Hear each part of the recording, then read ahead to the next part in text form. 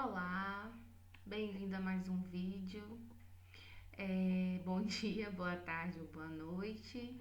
Nesse vídeo eu vou mostrar para vocês o gabarito da primeira questão da lista de exercício que foi enviada para vocês por e-mail. Então, questão 1. A empresa Cheiro de Amor deseja planejar a produção de aromatizantes. Os aromatizantes requerem dois tipos de recursos, mão de obra e materiais. A empresa fabrica 3 tipos de aromatizantes, cada qual com diferentes necessidades de mão de obra e materiais, conforme tabela abaixo. Aí tem a tabelinha mão de obra em consumo de horas por unidade produtiva, materiais com consumo em gramas por unidade produzida e lucro de reais por unidade produzida. A disponibilidade de materiais é de 1.200 gramas por dia. A mão de obra disponível por dia é de 1.150 horas. Formule um problema de programação linear para determinar quanto deve ser produzido de cada tipo de aromatizante, tal que o lucro total seja maximizado. Então, a primeira coisa a gente vai definir as variáveis. Para a gente definir as variáveis, a gente tem que identificar o que o problema quer fazer. Então, ele fala aqui que quer que a gente formule um problema de programação linear para determinar quanto deve ser produzido de cada aromatizante. Sabendo disso, a gente vai saber identificar quais são as nossas variáveis. As variáveis, se eu quero saber quanto deve ser produzido de cada aromatizante, as minhas variáveis serão a quantidade que eu vou produzir de cada aromatizante. Os aromatizantes são modelo A, modelo B e modelo C, né? Como ele fala aqui no texto, fabrica 3 tipos de aromatizantes. Então, meu problema vai ter 3 variáveis. A variável referente ao modelo A variável referente ao modelo B e a variável referente ao modelo C, né? Então, vai ficar variáveis. X1, produção diária do produto A, que ele fala aqui nas informações que ele deu tudo por dia em algum lugar aqui, que eu já não tô achando. Deixa eu dar uma pausa para procurar.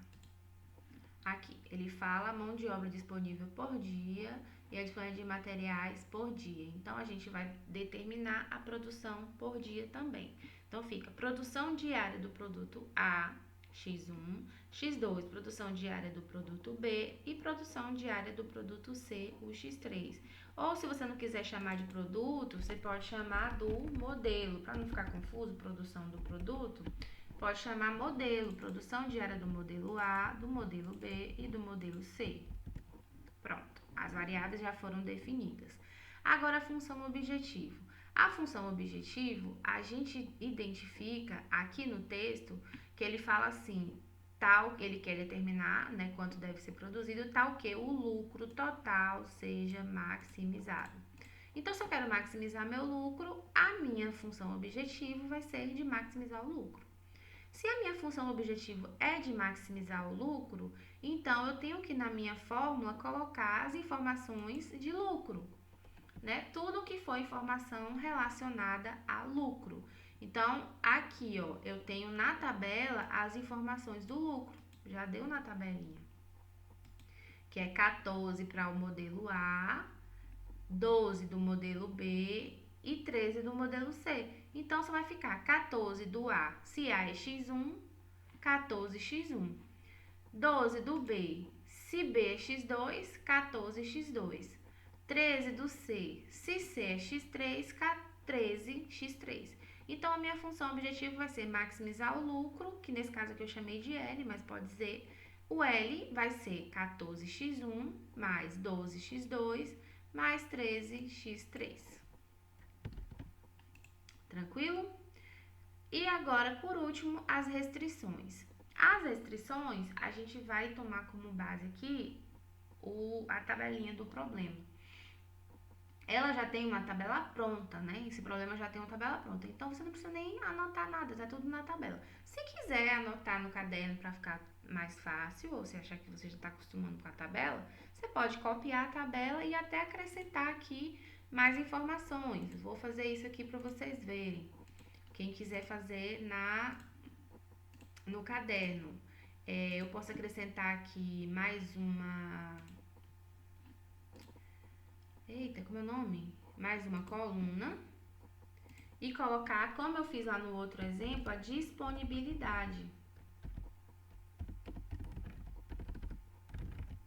A disponibilidade. Porque no texto aqui embaixo fala que a disponibilidade de materiais é de 1.200 gramas por dia. Então, você já pode pegar aqui e colocar materiais, 1.200 gramas.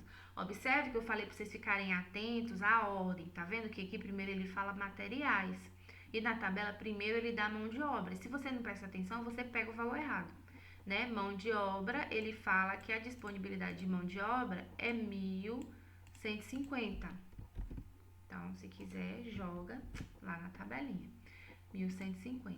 Lucro, a mesma coisa que o problema anterior, não tem disponibilidade. Porque lucro é lucro, né? O máximo que a gente quer conseguir.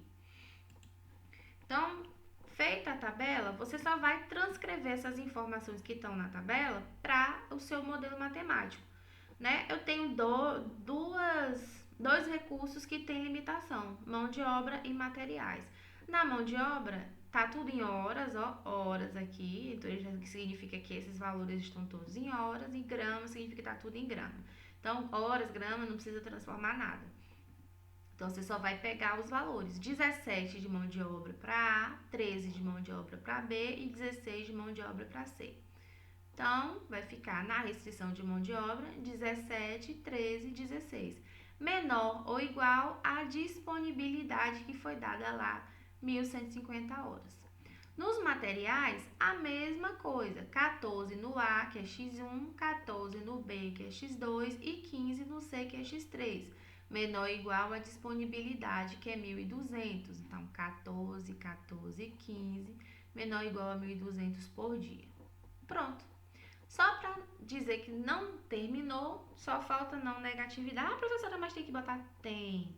Eu vi no ENAD uma vez uma questão disso aqui para montar o modelo e no gabarito falava que se não tivesse a restrição de não negatividade era para descontar não sei quantos quebrados de ponto lá. Então é melhor não deixar de colocar. Se não é uma coisa que vale para todos, você não precisa ficar pensando se tem ou se não tem, é só colocar e pronto. Então, nesse caso, como o nosso modelo vai até x3, então na não negatividade vai entrar x1, x2 e x3. Observe que nesse modelo aqui eu não coloquei ele na forma padrão, como eu falei, um embaixo do outro. Tá vendo? Tá na ordem, tá normal, porque nesse caso aqui eu não vou precisar, que a gente não vai resolver ele agora. Mas quando for resolver os modelos, estando as variáveis certinhas, uma embaixo da outra, fica mais fácil. Mas não significa que vai dar errado, não. Dá certo também. Tá bom? Então, a gente tem aqui esse quadro que é o nosso modelo resolvido da questão 1 da lista de exercício. Espero que vocês tenham conseguido acompanhar. Até a próxima. Até o próximo vídeo.